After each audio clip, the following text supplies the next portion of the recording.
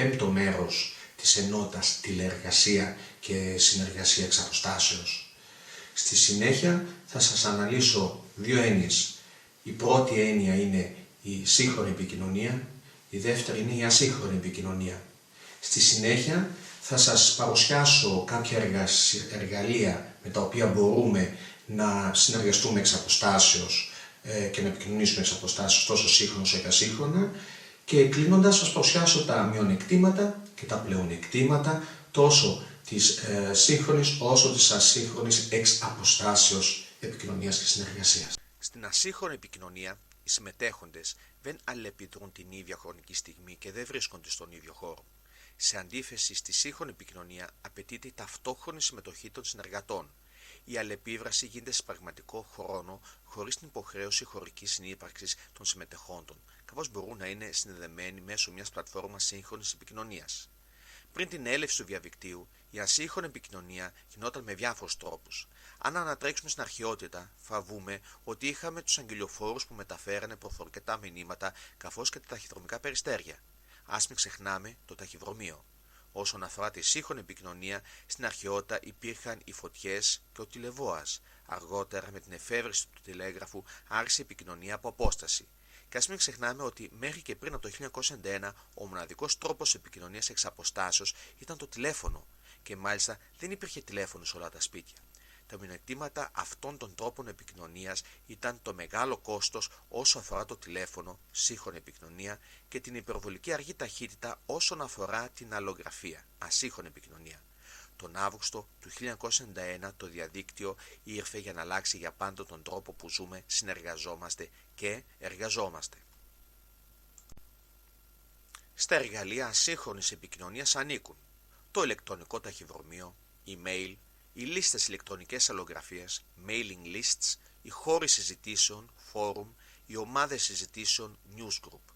Στα εργαλεία σύγχρονης επικοινωνίας ανήκουν η γραπτή συνομιλία πραγματικού χρόνου, το chat, και η τηλεδιάσκεψη, teleconference. Η τηλεδιάσκεψη επιτυχάνεται μέσω λογισμικού ή πλατφόρμας που επιτρέπει την αμφίβολη μετάδοση ήχου και εικόνας και ευκολύνει σύνδεση δύο ή περισσότερων συμμετεχόντων. Το λογισμικό μπορεί να είναι ένα απλό λογισμικό βιντεοκλήσης όπως το Skype ή το OOO. Υπάρχουν επίσης λογισμικά που επιτρέπουν εκτός από απλή βιντεοσκόπηση τον διαμοιρασμό αρχείων ή ακόμα και τις επιφάνειες εργασίας, καθώς και προηγμένα λογισμικά δημιουργίας εικόνας. Έχουμε λοιπόν συνεργατική συγγραφή εγγράφων, όπως είδαμε στο κεφάλαιο 13, συνεργατική ενολογική χαρτογράφηση. Το ελεύθερο λογισμό Co-Mapping επιτρέπει τη συνεργατική δημιουργία ενολογικού χάρτη, συνεργατική δημιουργία ιστοτόπων. Τα wiki είναι παράδειγμα ιστοτόπου, ο οποίος επιτρέπει τη συνεργασία πολλών χρηστών για την επεξεργασία των σελιδών και του περιεχομένου του. Συνεργατική πίνακα ανακοινώσεων. Το διαδικτυακό λογισμικό Padlet επιτρέπει τη δημιουργία εικονικού πίνακα, όπου στον ίδιο τοίχο μπορούν να επικολουθούν σημειώσεις, μηνύματα, αρχεία από άλλους χρήστες. Συνεργατική εκπόνηση project.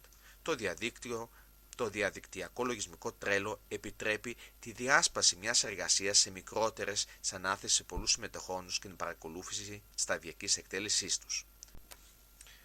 Τα πλεονεκτήματα και μειονεκτήματα της ασύγχρονης και σύγχρονης επικοινωνίας ταυτίζονται με τα αντίστοιχα που ισχύουν για την τηλεεργασία, όπως αυτά αναπτυχθήκαν ήδη στο προηγούμενο μέρος από τον συνάδελφο Νούνι Βασίλη.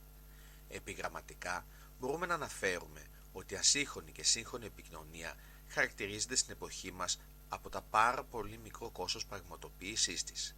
Επίσης, η τεχνολογία έδωσε τη δυνατότητα διασύνδεσης γεωγραφικών τοποθεσιών σε πολύ μικρό χρόνο, αν και απέχουν πολύ μεγάλη απόσταση μεταξύ τους. Στα κυριότερα μειονεκτήματα μπορεί να αναφερθεί το γεγονός ότι είναι δύσκολη, αν όχι και αδύνατη, η μη λεκτική επικοινωνία, όπως είναι για παράδειγμα η γλώσσα του σώματος. Γι' αυτό το λόγο είναι πολύ σημαντική να πραγματοποιείται τουλάχιστον μία διαζώση συνάντηση κατά τη διάρκεια μιας συνεργασίας.